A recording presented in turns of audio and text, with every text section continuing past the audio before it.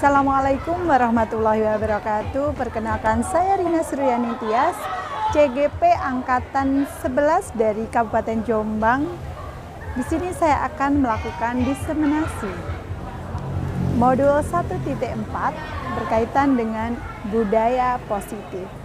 Seperti apa aksi nyata diseminasi yang akan saya lakukan? Mari ikuti saya.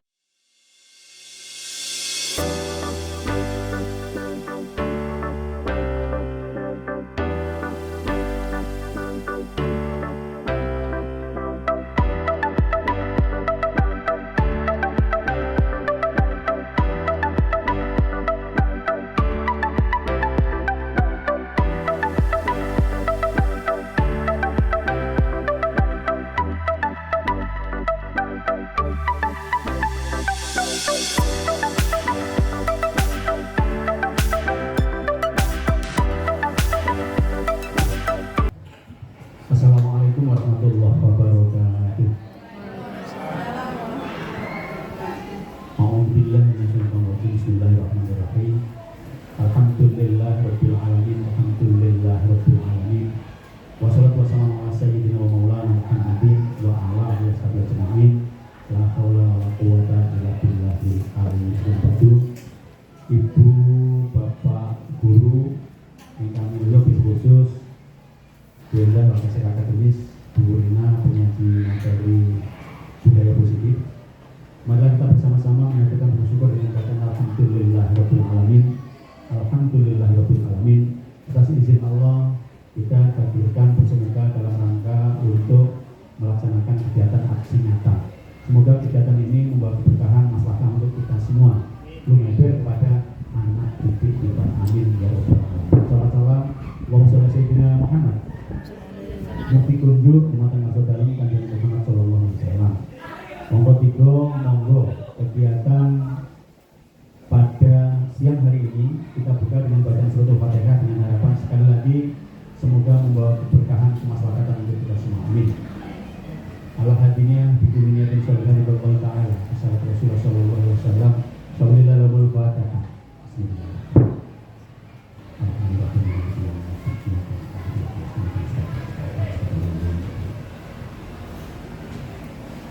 Yang keempat, Bapak, Ibu, Guru, kita harus terus saja bergerak, terus saja untuk melakukan satu upaya peningkatan kualitas diri dalam rangka mengikuti perkembangan terobosan yang dilakukan oleh Kementerian Pendidikan dan Teknologi Riset. Dengan kegiatan-kegiatan tersebut kita semua berharap, sekali lagi kita semua berharap semoga ada satu bukti nyata, semoga ada satu dampak positif, yakni peningkatan kualitas pendidikan di Indonesia. Dan secara internal saya sangat berharap sekali semoga kualitas penyang semuanya dengan program ini sodok ketularan yang mawon. Sono harapan saya itu teraktualisasi dalam bentuk pengimbasan oleh Bu Rina selaku guru penggerak beda ya. Mugi-mugi dalam nyangsu, mugi-mugi dalam upaya peningkatan kualitas sebagai seorang guru penggerak ini dapat mencapai apa yang diharapkan dan yang kita harapkan. Saya kira itu. Untuk lebih detailnya monggo Bu Indah diberi pengantar supaya kita semua tahu maksud tujuan duduk di sini untuk mengikuti pengimbasan ini, semoga lebih besar manfaat yang kita terima. Saya kira itu yang dapat saya sampaikan. Sekali lagi terima kasih dan mohon maaf. Ihdinas siratal mustaqim. Assalamualaikum warahmatullahi wabarakatuh.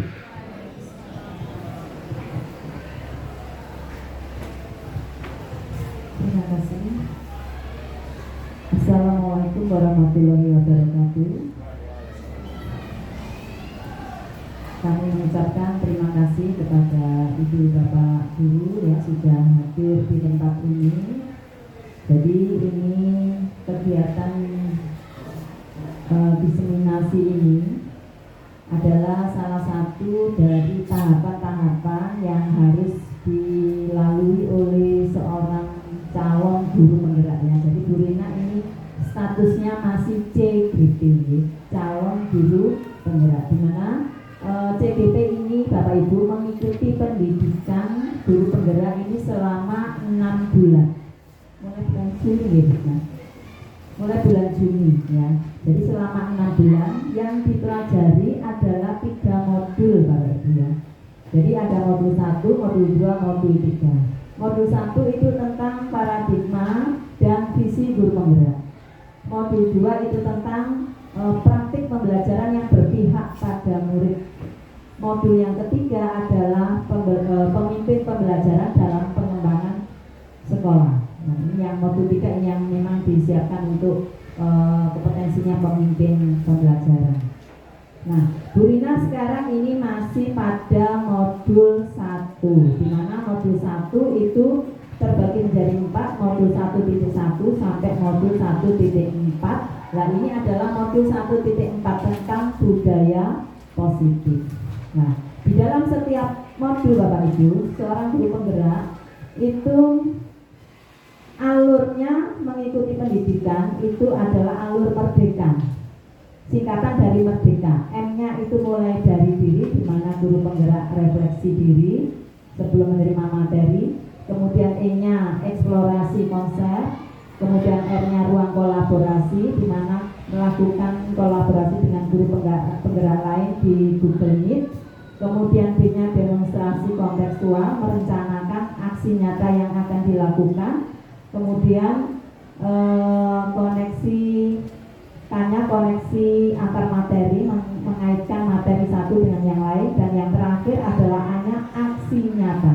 Nah, inilah tahap aksi nyata inilah yang sedang dilakukan Bu Rina kali ini ya. Jadi sudah di akhir tahap merdeka melakukan aksi nyata untuk modul 1.4 tentang budaya positif ya. Semoga nanti ini kegiatan ini berjalan dengan lancar, bermanfaat untuk kita semua dan tentu saja untuk khususnya untuk Bu Rina.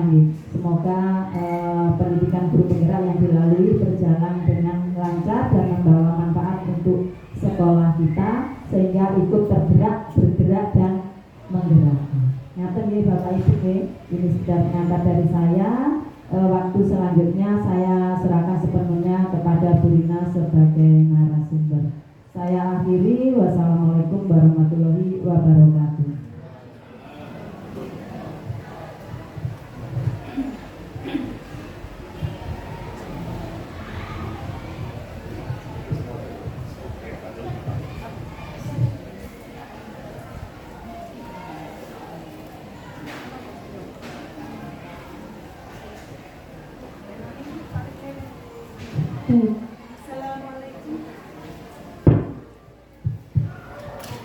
Assalamualaikum warahmatullahi wabarakatuh.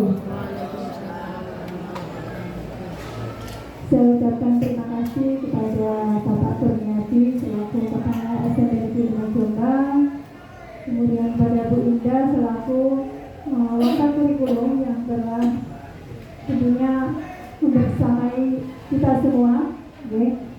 Bapak Ibu, hari ini saya hadir di tengah-tengah panjenengan untuk melakukan diseminasi atau pembahasan terkait modul yang saya pelajari di rangkaian kegiatan guru penggerak. Seperti yang disampaikan oleh Bu Indah tadi, ini merupakan modul terakhir di modul 1, yakni modul 1.4 terkait budaya positif. Saya lihat dari tadi semuanya terlihat tegang, sama saya juga. Ibu, panjenengan semuanya sehat? Sehat. Alhamdulillah. Baik, kalau saya tanya semuanya sehat, jawabnya gini Bapak Ibu. Sehat jasmani, sehat rohani, sehat ekonomi. Ngoten nggih? Yes. Oh yes. Terakhir ngoten. Baik. Bapak Ibu sehat? Sehat jasmani, sehat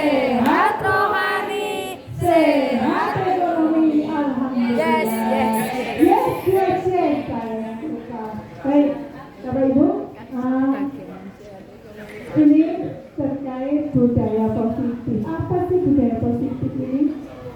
Ya, konsep inti budaya positif. Tadi lupa saya baca bagian yang pertama. Menyebarkan pemahaman dan penerapan budaya positif oleh Rina Suryani Tias, CGT Angkatan 11 Kabupaten Jombang. Ya. Apa itu budaya positif, Bapak Ibu? Jadi budaya positif itu konsepnya kurang lebih seperti ini alurnya, ya. Ada tentang perubahan paradigma. Tadi sempat disinggung terkait modul 1 ini terkait perubahan paradigma, ya. Kemudian disiplin positif, nilai-nilai kebajikan, kemudian kebutuhan dasar manusia, motivasi perilaku manusia, posisi kontrol guru, kemudian keyakinan kelas, dan yang terakhir segitiga restitusi. Okay. Bapak Ibu, mungkin di antara konsep inti yang panjenengan saksikan bersama yang saya ucapkan tadi, ada beberapa yang sudah mungkin familiar di telinga, atau mungkin ada yang merupakan hal baru bagi kita semua, termasuk saya. Jadi ketika saya mengikuti guru penggerak itu ada hal-hal yang ternyata seperti ini ya, ternyata selama ini apa yang saya lakukan kurang tepat. Jadi nanti kita bahas bersama-sama.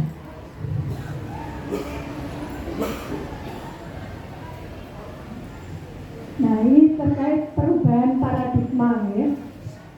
Pembelajaran paradigma baru memastikan praktek pembelajaran yang berpusat pada murid, ya. Jadi pembelajaran paradigma baru di kurikulum Merdeka itu murid dan murid, ya. Dengan pemetaan standar kompetensi Merdeka Belajar dan penilaian kompetensi minimal, paradigma ini menciptakan profil pelajar Pancasila melalui kurikulum, pembelajaran, dan penilaian.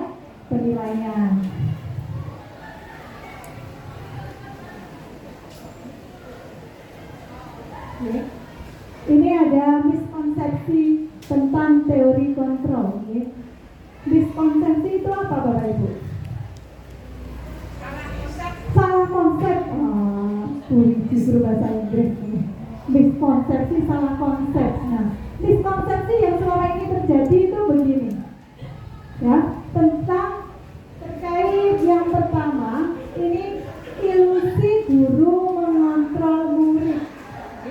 Yang berikutnya ilusi bahwa kritik dan membuat rasa bersalah mampu menguatkan karakter. Kemudian ilusi bahwa orang dewasa berhak memaksa. Kemudian yang terakhir ilusi bahwa semua penguatan positif, efektif, dan bermanfaat. Itu yang selama ini kita lakukan kepada peserta didik atau anak didik kita. Kita beranggapan bahwa kita sebagai guru itu bisa mengontrol murid-murid kita.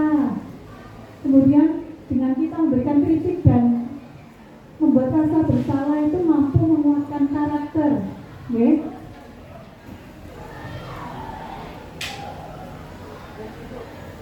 Nah, ini ada tabel perubahan paradigma, stimulus respon ke teori kontrol.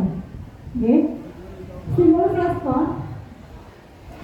respon di sini realitas, dalam hal ini kebutuhan kita itu sama pada teori stimulus respon. Pada teori kontrol, realitasnya tiap orang itu memiliki kebutuhan yang berbeda-beda. Jadi tidak sama antara peserta didik yang satu dengan peserta didik yang lainnya. Yang kedua, semua orang melihat hal yang sama pada stimulus respon. Kemudian teori kontrolnya, setiap orang memiliki gambaran berbeda. Jadi setiap orang itu tidak mungkin memiliki kesamaan dalam melihat sesuatu, melihat permasalahan. Kemudian yang selanjutnya, kita mencoba mengubah orang agar berpandangan sama dengan kita.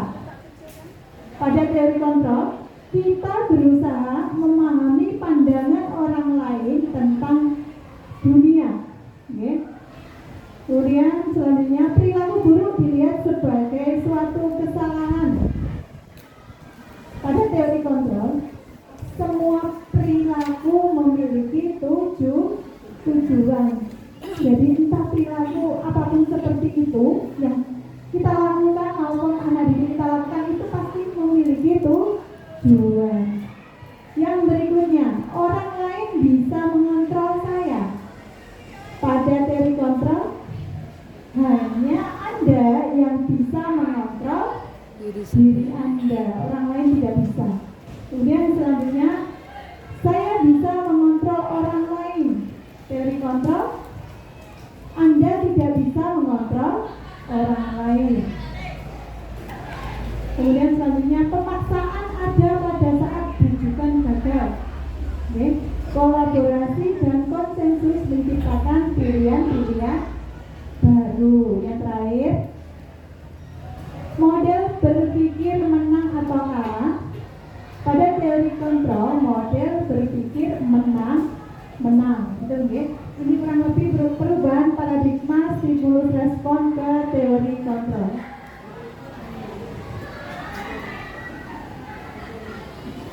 Baik. Selanjutnya tentang disiplin positif. Jadi kunci utama dari budaya positif itu letaknya ada pada disiplin positif. Okay. Disiplin berasal dari bahasa Latin disiplina yang artinya belajar. Jadi sebenarnya arti dari disiplin itu belajar. Seseorang yang memiliki disiplin diri berarti mereka bisa bertanggung jawab terhadap apa yang dilakukannya karena mereka mendasarkan tindakan mereka pada nilai-nilai kebajikan universal. Hari ini mendengar istilah pemandang itu. Nanti ada penjelasannya nih. Kemudian sebagai pendidik, tujuan kita adalah menciptakan anak-anak yang memiliki disiplin diri sehingga mereka bisa berperilaku dengan mengacu pada nilai-nilai kebajikan universal dan memiliki motivasi intrinsik, bukan ekstrinsik. Okay. Di mana ada kemerdekaan, disitulah harus ada disiplin yang kuat. Bapak Ibu, ini masih bulan Agustus, nggih. Masih suasana kemerdekaan. Bapak Ibu merasa sudah merdeka atau belum? Belum. Kenapa kok belum? Karena masih diperintah. Bagus sekali Pak Dan. Karena masih diperintah Bapak Ibu nggih. Kalau kemerdekaan itu identik dengan apa? Disiplin. Kalau jenengan merdeka, jenengan tandanya kesadaran kita kalau kita merdeka itu kita melakukan segala sesuatu bukan atas perintah orang lain tapi atas kesadaran kita. Kalau kita datang ke sini pagi-pagi karena takut mesin ceklok, artinya kita belum merdeka. Kalau kita datang ke sekolah tapi dengan tujuan biar menjadi teladan untuk anak-anak kita, nah itu baru bisa dikatakan merdeka. Satu kata Bapak Ibu, coba biar nggak ngantuk. Merdeka. Lebih semangat lagi. Merdeka. Terima kasih. Pulang nggak ngantuk ini. Baik. Sekarang, kalau tadi mendengar nilai-nilai kebajikan universal. Nah, ini muncul. Nilai-nilai kebajikan universal itu apa sih? Di antaranya itu profil pelajar Pancasila.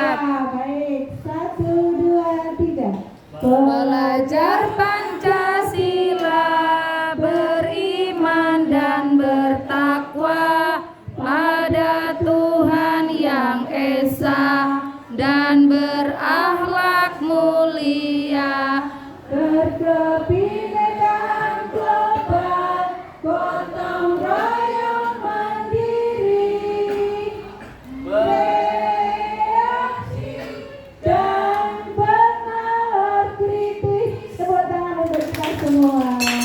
Baik. Luar biasa semangatnya. Bapak Ibu guru dan staf karyawan SMP Negeri 5 Jombang luar biasa. Okay. Jadi selain profil pelajar Pancasila juga ada yang namanya apa itu bahasa Inggris ya? Bacanya di mana di sini Bu? IBO, Primary Youth Program, toleransi. Di antaranya nilai kebajikan universalnya ada toleransi, rasa hormat, integritas, mandiri, menghargai, antusias, empati, keingintahuan, kreativitas kerja sama, percaya diri dan komitmen. Kemudian yang terakhir ada yang namanya nilai kebajikan universal dengan judul 9 pilar karakter. Okay?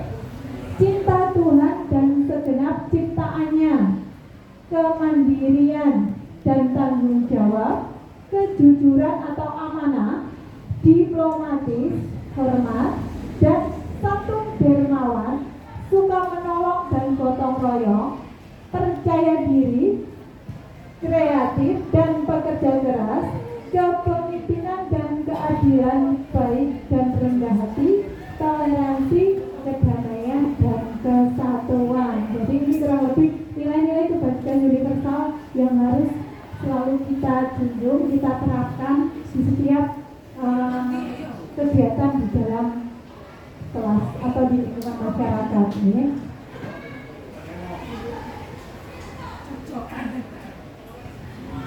Baik, selanjutnya ini tentang kebutuhan dasar manusia, nih Bapak Ibu. Dalam budaya positif ada materinya kebutuhan dasar manusia. Namanya kebutuhan dasar, ini kebutuhan yang bagaimana? Pokok, ya. Seluruh tindakan manusia memiliki tujuan tertentu. Okay. Semua yang kita lakukan adalah usaha terbaik kita untuk mendapatkan apa yang kita inginkan. Okay. Jadi tadi disebutkan bahwa setiap tindakan itu memiliki tujuan tertentu. Pun tindakan yang dilakukan oleh anak-anak kita di dalam kelas mungkin memang kadang menjengkelkan gitu, tapi mereka pasti punya tujuan tertentu dalam rangka memenuhi kebutuhan dasar yang mereka butuhkan. Nah, apa saja 5 kebutuhan dasar manusia? Yang pertama bertahan hidup. Yang kedua ada kasih sayang dan rasa diterima. Okay? Kemudian yang ketiga terkait penguasaan. Yang keempat kebebasan. Dan yang terakhir kesenangan. Okay? Ini kita semua memiliki kebutuhan dasar ini, hanya saja setiap individu itu tingkatnya atau levelnya atau presentasinya itu berbeda-beda. Tidak hanya kita, terutama murid-murid kita juga, ya. Jadi ada orang yang kebutuhan akan penguasaannya itu tinggi. Dia untuk memenuhi kebutuhan itu bagaimana Bapak Ibu? Untuk memenuhi kebutuhan penguasaan, di sini kan kebutuhan penguasaan terkait kebutuhan pengakuan atas kemampuan, keinginan untuk dianggap berharga. Ini contohnya itu orang-orang yang butuh validasi, butuh pengakuan dari orang lain. Nah, saya buat contoh diri saya sendiri loh. Oh, Bu Rina ini, misalnya. Nah, butuh validasi, ya. Orang-orang yang butuh validasi seperti saya, jadi kita butuh pengakuan dari orang lain. Oh, Rina ikut kegiatan apa? Oh, ada kegiatan lebih putih. Enak jalannya titiknya belok. Oh, Rina aja harus validasi, gitu ya. Kebutuhan orang itu beda-beda, Bapak Ibu. Nah, mungkin saya kebutuhan terkait penguasaan itu presentasinya lebih tinggi dibanding mungkin kesenangan. Terbukti dari apa? Saya Bapak Ibu nih, Borobudur Mall nih loh.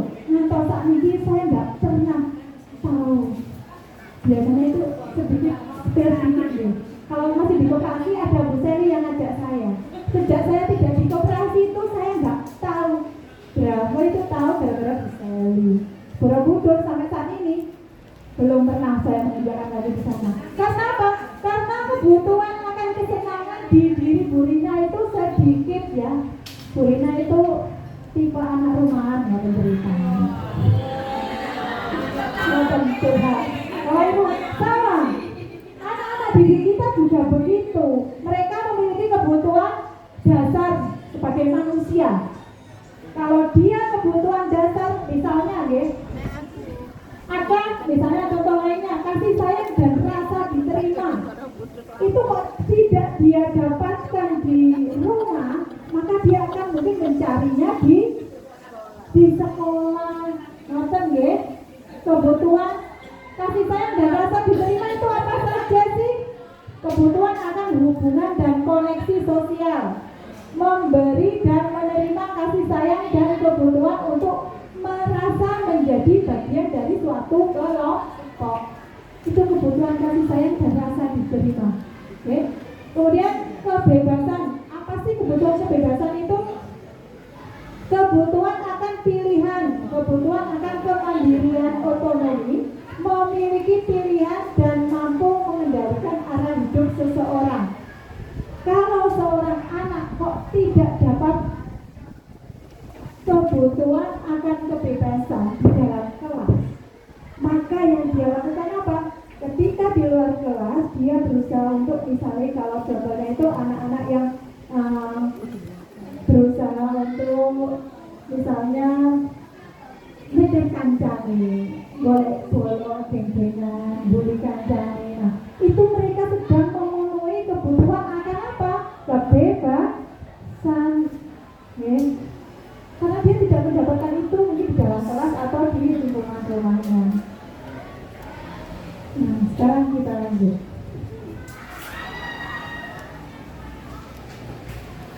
Oke. Yang berikutnya terkait motivasi perilaku manusia.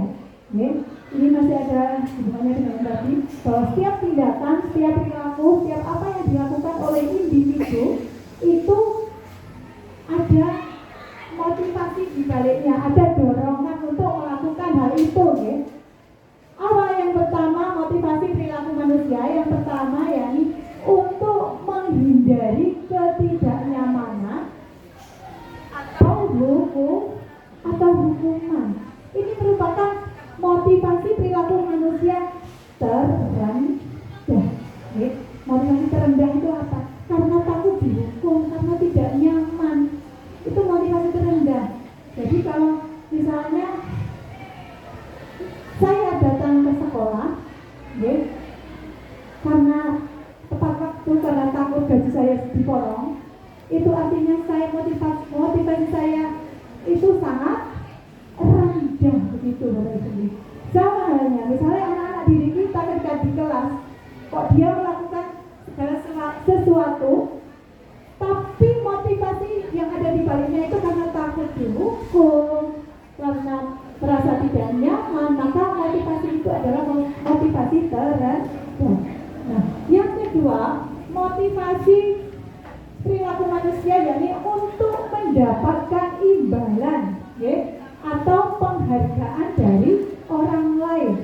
Jadi kedua motivasi ini, motivasi yang ini karena takut dihukum, dan yang kedua karena ingin imbalan atau penghargaan. Keduanya ini merupakan motivasi ekstrinsik karena datangnya dari luar diri kita. Motivasi ekstrinsik. Jadi Bapak Ibu nanti memberikan reward pada anak didiknya. Nanti Nanti. Jadi Bapak Ibu, saya juga termasuk yang pernah mulai iming-iming. Ternyata Bapak Ibu, dengan kita memberikan reward kepada anak didik kita itu bukan merupakan suatu solusi, itu bukan hal yang positif. Karena apa? Karena hal seperti itu nanti bisa menghambat kreativitas anak. Karena apa? Dia melakukan sesuatu atas dasar itu tadi, imbalan penghargaan dari orang lain. Jadi itu ternyata tidak dianjurkan untuk pemberian reward ya. Kemudian yang terakhir ini untuk menjadi orang yang mereka inginkan dan menghargai diri sendiri dengan nilai-nilai yang mereka percaya. Jadi yang terakhir ini merupakan motivasi intrinsik, motivasi yang berasal dari dalam diri, kesadaran diri, ya, bukan karena reward, bukan karena hukuman, tapi dari kesadaran dirinya sendiri. Bagaimana dia ingin menjadi orang yang mereka inginkan dan menghargai diri sendiri dengan nilai-nilai yang mereka percaya. Sepertinya kalau kita semua di sini semoga Pulau Panjenengan Sedaya, semoga kita kedepannya sama-sama ini boleh termasuk yang terakhir. Segala sesuatu yang kita lakukan berasal dari motivasi intrinsik. Budal nang sekolahan ora perkara wedi gajine dipotong, nggih. Terus napa malih? Masuk kelas tepat waktu bukan karena takut ada Pak Kurniadi. Jadi kita datangkan motivasi intrinsik kita, nggih. Kita mempercayai nilai-nilai yang kita percaya terkait nilai-nilai kebajikan universal, nggih. Jadi kita insya Allah nanti akan menjadi pribadi-pribadi yang lebih baik ke depan. Berikutnya, masih ada hubungannya dengan motivasi perilaku tadi.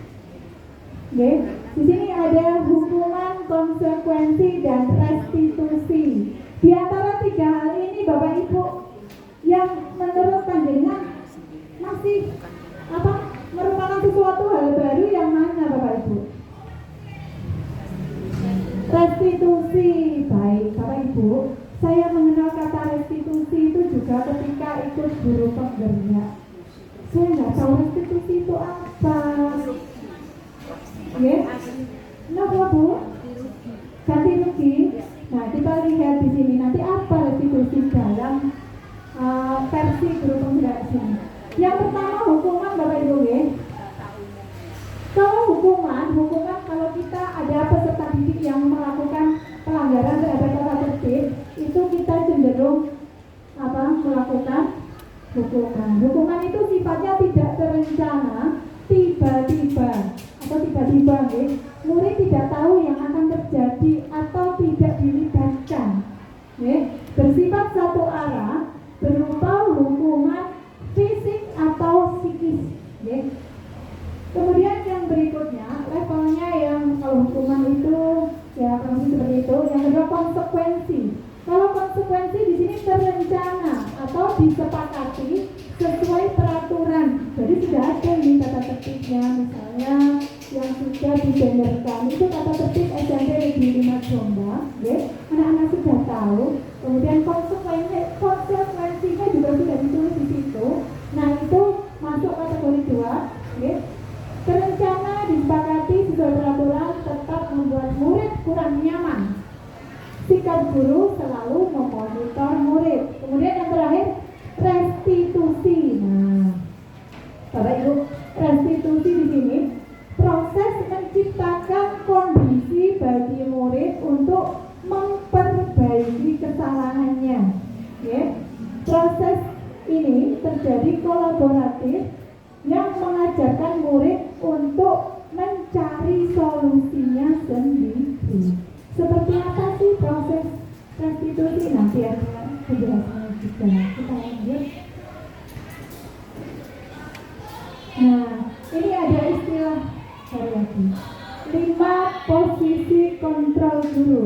Bapak Ibu Konate mendengar istilah ini? Belum. 5 posisi kontrol guru.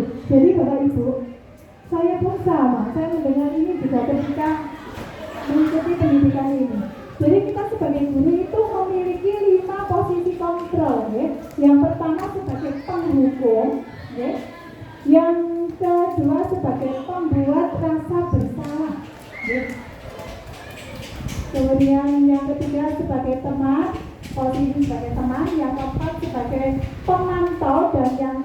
sebagai manajer.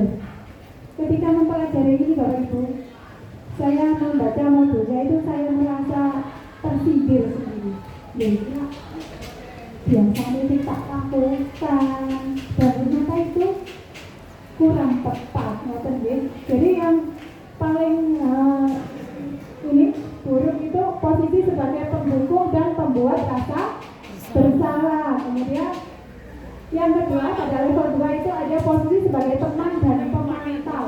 Kemudian yang terakhir posisi sebagai manajer. Bapak Ibu, kalau Bapak Ibu saya tanya, panjenengan kira-kira saat ini posisi kontrol gurunya berada pada posisi yang mana Bapak Ibu?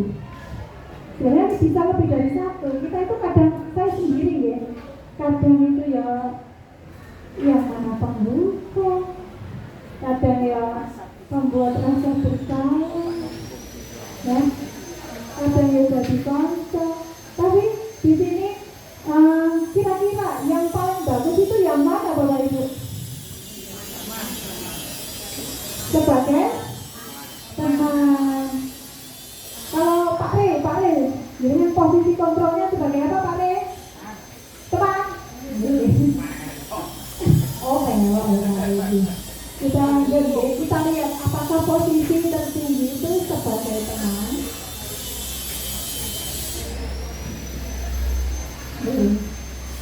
Ini contoh-contoh penerapan posisi kontrol guru. Okay. Kasusnya begini, siswa tidak memakai atribut lengkap saat mengikuti upacara bendera. Okay. Ini yang sering terjadi juga di sekolah kita. Nah, padahal kita sudah sering kali mengingatkannya. Okay. Jadi di sini ada tindakan yang pertama itu terkait punishment-nya hormat pada tiang bendera selama 1 jam. Itu kira-kira termasuk pada posisi kontrol guru sebagai apa Bapak Ibu? Sebagai penghukum. Kemudian kalau kita sebagai pembuat rasa bersalah, kalimatnya akan seperti ini. Berapa kali Bapak Ibu harus memberitahu kamu selalu saja mengecewakan Bapak Ibu. Itu merupakan posisi sebagai pembuat rasa bersalah. Pembuat rasa bersalah.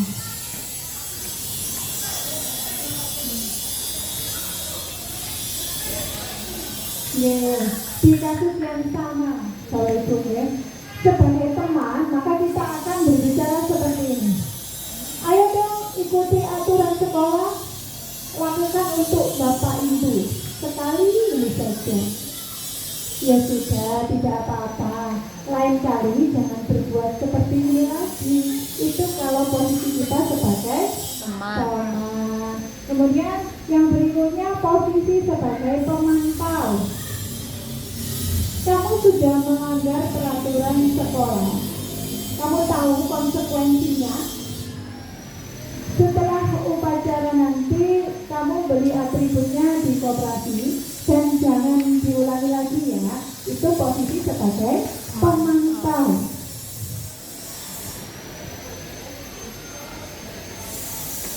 Nah, yang terakhir ini kasus yang sama, posisi sebagai maaf ini belum saya ini posisi sebagai manajer ya. Ini kurang tepat. Nah, posisi sebagai manajer, apakah kamu tahu kesalahanmu? Kira-kira bagaimana kamu memperbaiki kesalahanmu? Jadi, Bapak Ibu, kalau ketika kita menyelesaikan sebuah permasalahan yang dilakukan peserta didik di dalam segitiga restitusi, itu kita peran ya atau posisi kontrol yang dianjurkan itu sebagai manajer. Okay? Jadi anak itu kita tawarkan untuk melakukan restitusi. Jadi kita tidak mendoktrin bahwa kamu salah, perbuatanmu melanggar aturan dan seterusnya. Tapi kita ajak ngobrol. Nanti ada tahapannya dalam segitiga restitusi. Dan tujuan dari segitiga restitusi itu tentunya untuk kebaikan anak. Kalau kita misalnya menyelesaikan permasalahan kita didik dengan posisi kontrol sebagai penghukum, sebagai pembuat rasa bersalah, itu nanti anak-anak di depan kita dia terlihat patuh, tapi di belakang kita bisa jadi lebih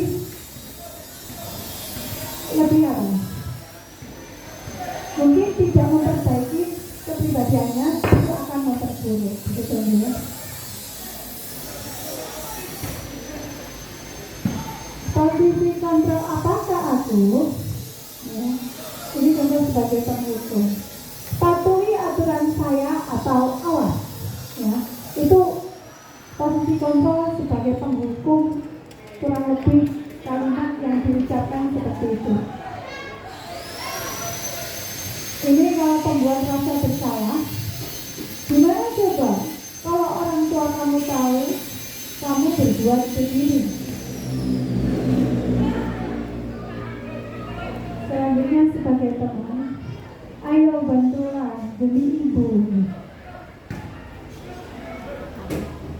Ini sebagai manajer ya.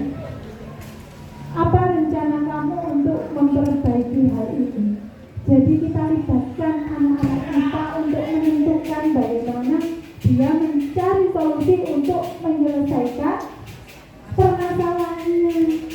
Ya, ini yang dianjurkan. Jadi ketika ada anak-anak mungkin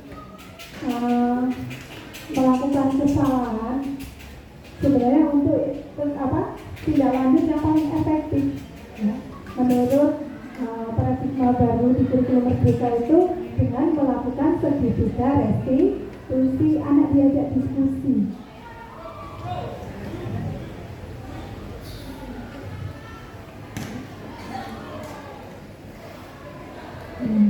Ini sebagai pemantau. Sanksi atau konsekuensinya apa? Gitu. Baik, berikutnya, kalau ini sudah familiar karena kita beberapa kali ini sudah ngomong. Keyakinan kelas, saya yakin Bapak Ibu Guru ini sudah familiar sekali, mungkin sebagian besar sudah pernah menerapkannya di dalam kelas. Karena beberapa proyek ketika kita menggunakan kurikulum Merdeka kemarin ya, sudah menginstruksikan kita untuk menyusun keyakinan kelas. Bapak Ibu, sekarang saya tanya, mengapa Bapak Ibu kita atau di paradigma baru ini menggunakan kata keyakinan, bukan peraturan? Kenapa Bapak Ibu? Dibuat bersama, dipakai bersama, diyakini bersama. Bedanya apa dengan peraturan dulu? Kalau peraturan fokus pada peraturan yang ada. Fokus pada peraturan yang ada. Kalau keyakinan kalau keyakinan itu dari diri sendiri, bagus sekali. Jadi kalau peraturan itu yang membuat itu siapa? Instansi atau sekolah. Misalnya itu di kelas paling wali kelasnya anak-anak tidak dilibatkan. Namanya peraturan. Kalau di sekolah ya mungkin siapa pemangku kepentingan, kemudian yang lainnya tinggal menjalankan.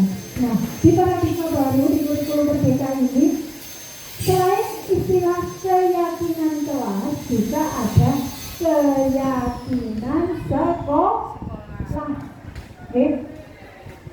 Jadi kenapa kok kita kata peraturan? Kalau peraturan itu satu arah kalau itu, jadi dibuat oleh kelompok tertentu dan orang lain harus menerapkan. Kalau keyakinan kita buat bersama-sama, kita sepakati bersama, kita yakini bersama bahwa hal-hal tertentu itu boleh dilakukan dan mungkin kurang baik dilakukan. Baik.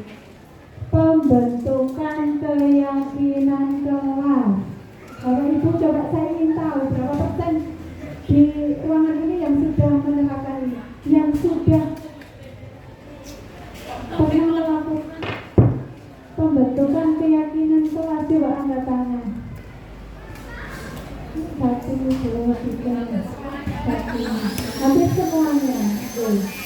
Baik, Bapak Ibu, pembentukan keyakinan kelas. Bapak Ibu, ini nggak tahu apa saya sendiri, apa saya punya teman. Ketika saya membuat keyakinan kelas, saya sudah beberapa kali, kebetulan 2 kali menjadi wali kelas.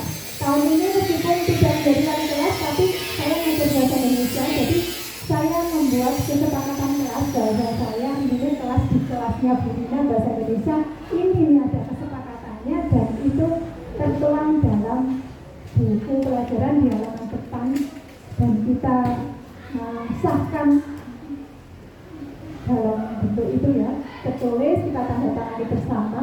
Nah, ternyata selama ini ketika saya membuat keyakinan kelas, saya bagikan waktu awal dulu pakai Google Form ya, untuk menjaring apa saja sih yang harus kita sepakati gitu. Nah, beberapa kemudian setelah itu saya membuatnya secara langsung, anak-anak saya bagikan post-it, kemudian mereka menuliskan apa yang harus kita sepakati di kelas ini. Saya kelompokkan, ketemu, ada yang kelas A itu 7 poin, kelas B 5 poin, beda-beda tergantung keberagaman mereka.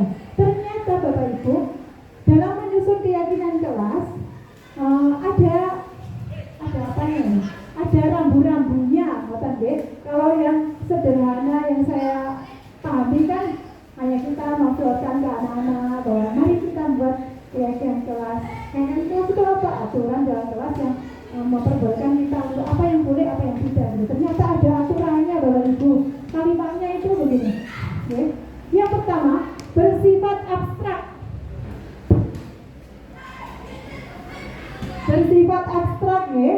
Kemudian berupa pernyataan-pernyataan universal. Jadi tidak memerinci, tapi dia sifatnya umum. Kemudian dibuat dalam bentuk positif, sedikit saja agar mudah diingat. Sesuatu yang diterapkan di lingkungan tersebut, kemudian warga kelas hendaknya ikut berkontribusi dalam pembuatannya, meninjau kembali keyakinan kelas dari waktu ke waktu. Bapak Ibu, dibuat dalam bentuk positif. Ini ternyata contohnya begini loh Bapak Ibu, tidak boleh di dalam kalimat keyakinan kelas itu ada kata jangan, tidak, itu tidak boleh ada kata-kata seperti itu. Ya. Dilarang, tidak boleh ada kata itu. Jadi diganti dengan diksi yang lain, gitu ya. Lanjut. Nah, ini segitiga restitusi Bapak Ibu. Segitiga restitusi suatu proses dialog yang dilakukan oleh guru agar murid menjadi mandiri dan bertanggung jawab. Langkahnya apa saja? Validasi tindakan yang salah. Jadi dalam segitiga restitusi itu ada 3 langkah. Yang pertama, validasi tindakan yang salah. Jadi murid kita ajak untuk diskusi, kita tunjukkan bahwa atas kesadaran dia sendiri bahwa apa yang dia lakukan itu kurang tepat. Kemudian menstabilkan identitas, dan yang terakhir menanyakan keyakinan. Keyakinan apa sih yang sudah kita sepakati di dalam kelas, misalnya seperti itu.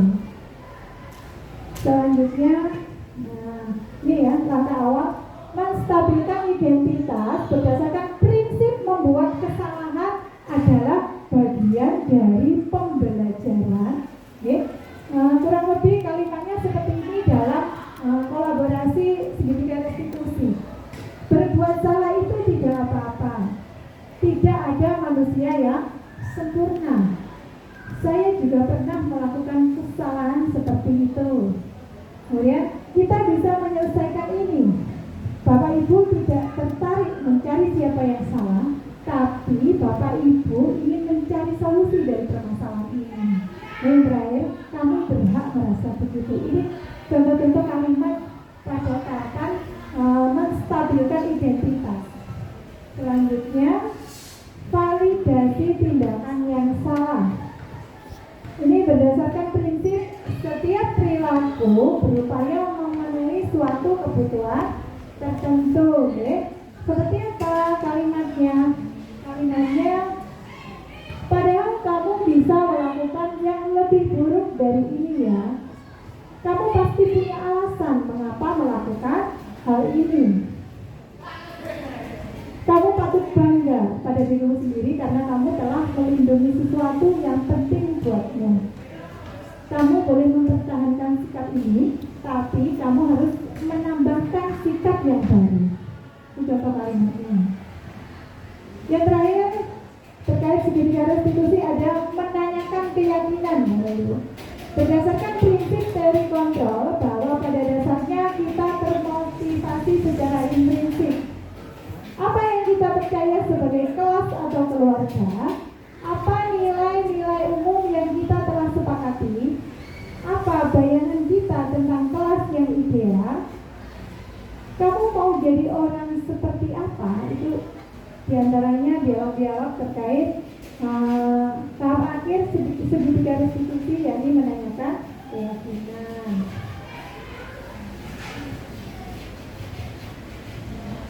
Ini contoh penerapan segitiga restitusi. Ini juga termasuk salah satu tagihan demonstrasi kontekstual modul 1.4.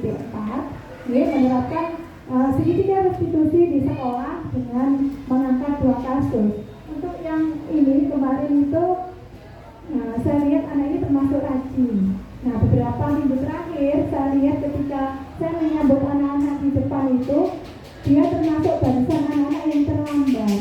Nah, di situ saya ajak dia, saya tawarkan untuk melakukan segitiga restitusi, dan dia dengan senang hati melakukannya. Saya menggunakan ruangan lobby dan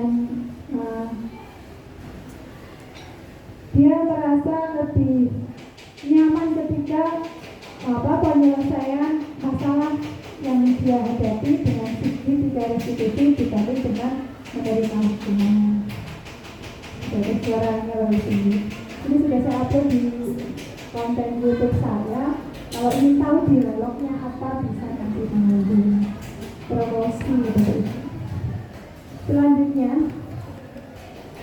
ini penerapan pengalaman pada siswa dengan pembentukan keyakinan kelas, ya. Ini yang saya ceritakan, kalau dulu saya menggunakan aplikasi Google Form untuk curah pendapat. Nah, di tahun berikutnya saya menggunakan post-it seperti ini. Jadi anak-anak maju, saya berikan post-it, saya beri waktu 1 menit untuk menuliskan surat pendapat terkait keyakinan apa yang akan kita terapkan di kelas ini, begitu. Jadi semua maju ke depan, menempelkan hasil keyakinan kelas yang sudah dia sumbangkan dalam ide di post-it. Kemudian nanti saya dibantu 2 siswa mengelompokkan dari 32 itu. Beberapa ada yang sama, nanti akan ketemu ada yang 7 poin, ada yang 5 poin, seperti tadi. Nah, ini di beberapa kelas.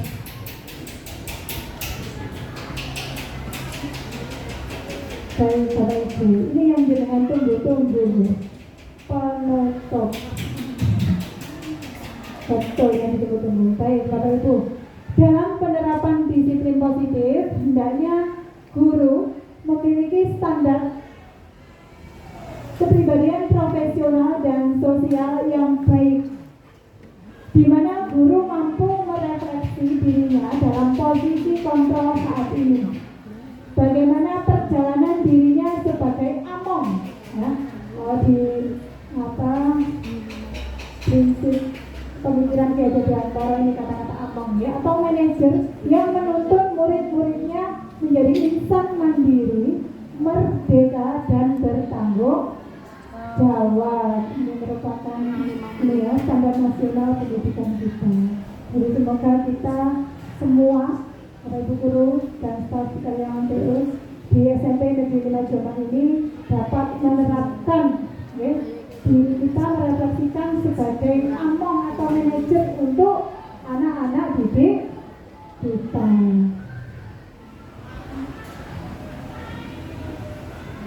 Baik, terima kasih Bapak Ibu atas perhatiannya membersamai saya di sini, menyampaikan diskriminasi budaya positif. Semoga apa yang saya sampaikan menjadi bermanfaat untuk kita semua, ya. Amin. Nah,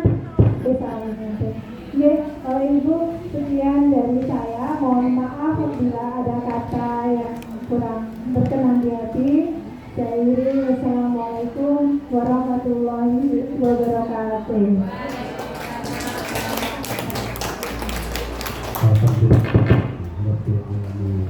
Mohon dikasih dua satu lagi untuk semua. Semoga sukses di pendidikan ikhlak guru penggerak ini. Intinya ini apa yang dilakukan pasti berbeda, budaya positif. Sekali lagi budaya positif. Saya hanya menyitir dari fungsi kita Bapak Ibu guru ini. Alhamdulillah terus saja kami ikuti, sudah tidak kami jumpai lagi adanya kehadiran penyanyi sebagai penghubung. Nek ingin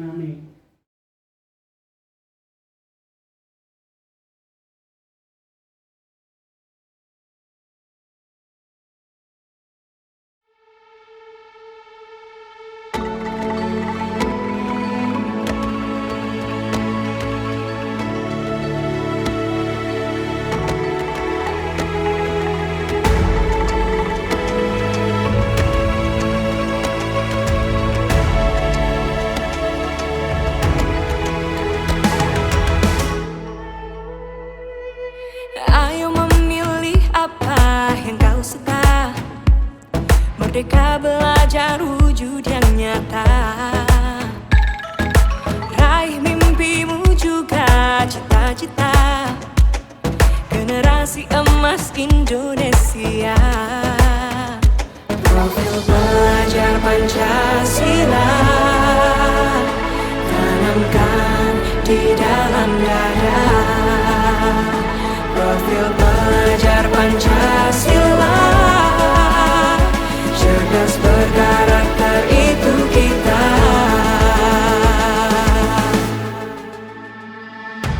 Beriman dan bertakwa pada Tuhan Yang Maha Esa. Berakhlak mulia, berkebinekaan global kita. Gotong royong, berjiwa mandiri, berpikir kreatif dan bernalar kritis.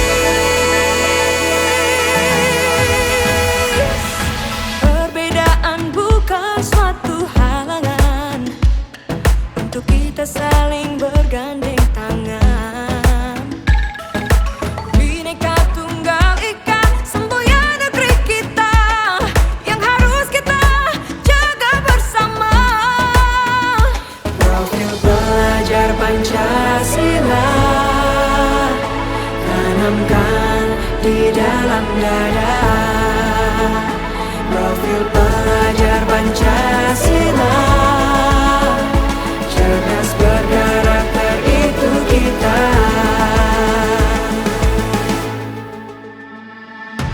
Beriman dan bertakwa pada Tuhan Yang Maha Esa. Berakhlak mulia,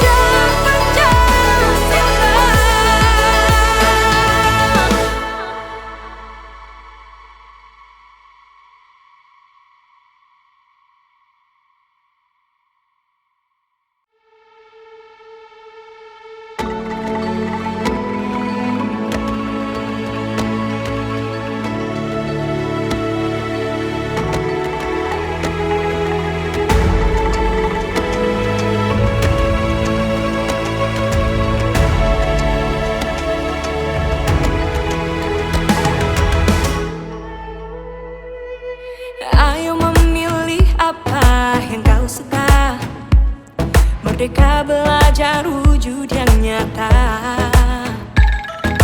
Raih mimpimu juga cita-cita. Generasi emas Indonesia. Profil pelajar Pancasila tanamkan di dalam dada. Profil pelajar Pancasila, cerdas berkarakter itu kita.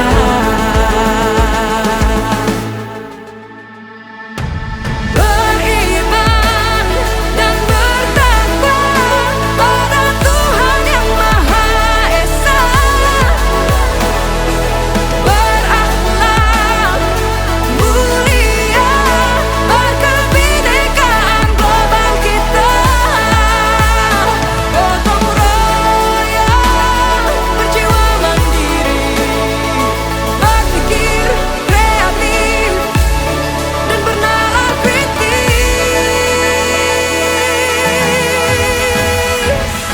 Perbedaan bukan suatu halangan untuk kita saling bergandeng tangan. Bhinneka Tunggal Ika, semboyan negeri kita yang harus kita jaga bersama. Profil pelajar Pancasila tanamkan di dalam dada. Profil pelajar Pancasila, cerdas berkarakter itu kita.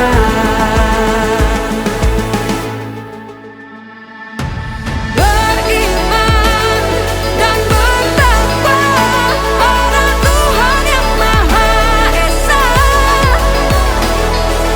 Berakhlak mulia, berkebinekaan global kita.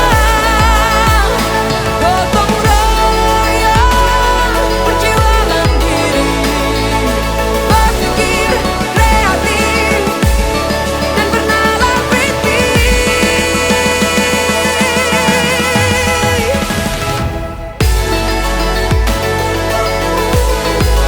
Profil pelajar Pancasila.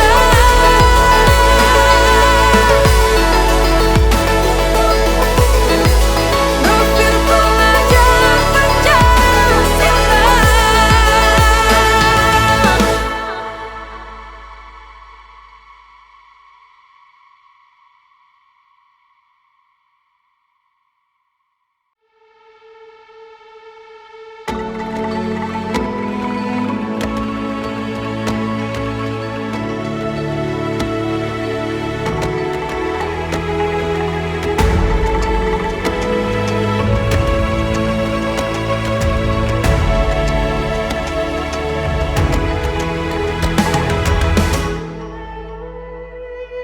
Ayo memilih apa yang kau suka.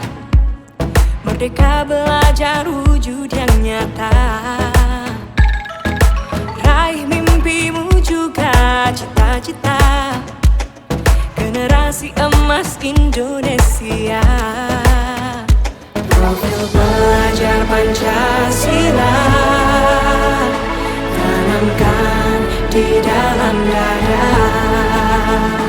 Profil pelajar Pancasila, cerdas berkarakter itu kita.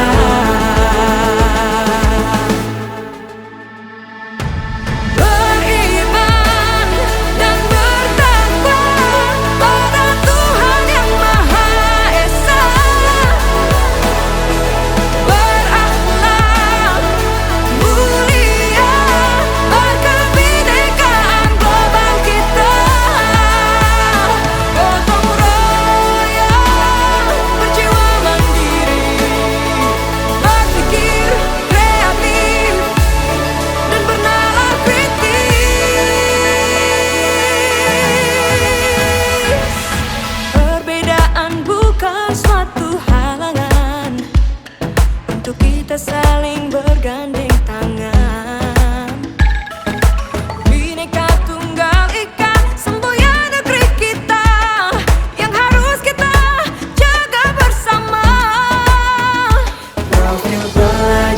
Pancasila tanamkan di dalam dada. Profil pelajar Pancasila, cerdas berkarakter itu kita.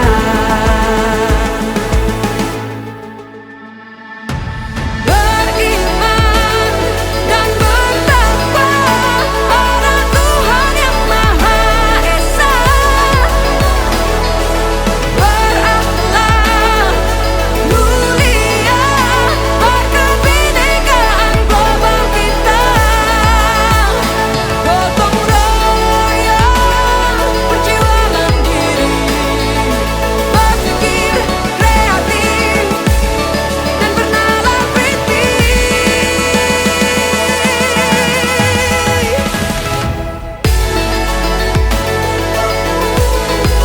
Profil pelajar Pancasila,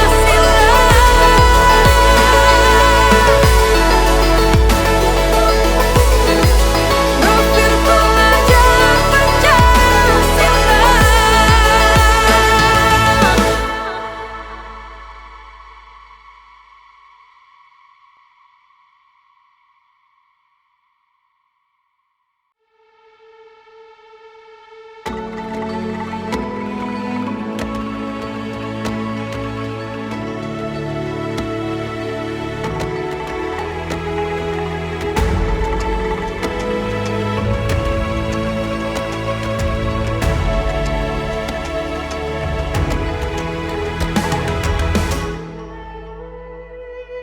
Ayo memilih apa yang kau suka. Merdeka belajar wujud yang nyata. Raih mimpimu juga cita-cita. Generasi emas Indonesia. Profil pelajar Pancasila tanamkan di dalam dada. Profil pelajar Pancasila, cerdas berkarakter itu. Matur pangapunten, Ibnu Siratal Mustaqim. Assalamualaikum warahmatullahi wabarakatuh.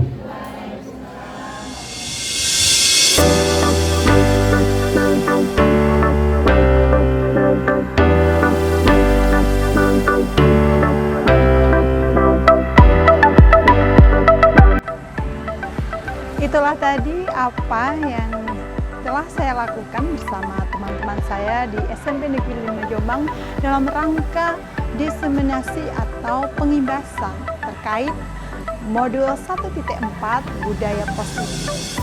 Semoga apa yang saya lakukan dapat menginspirasi Bapak Ibu yang ada di rumah. Sekian apa yang dapat saya sampaikan. Salam dan bahagia. Penggerak, tergerak, menggerak. Sampai bertemu lagi di video-video selanjutnya. Saya akhiri. Wassalamualaikum warahmatullahi wabarakatuh.